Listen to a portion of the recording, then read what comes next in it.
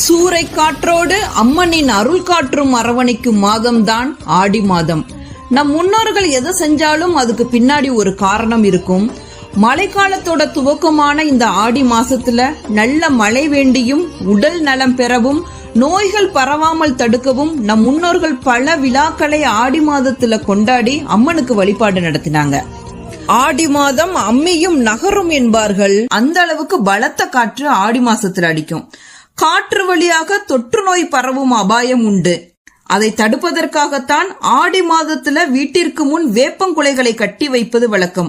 வேப்ப இலை மிகப்பெரிய கிருமி நாசினி என்பதால் கிருமிகள் வீட்டில் வருவது தடுக்கப்படும். வேப்ப மரம் அம்மனின் அம்சமாக கருதப்படுகிறது.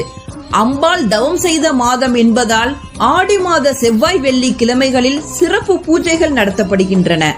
அம்மனுக்கு உகந்த மாதம், பெண்மை என்னும் சக்திக்கு பெருமை சேர்க்கும் மாதம் இந்த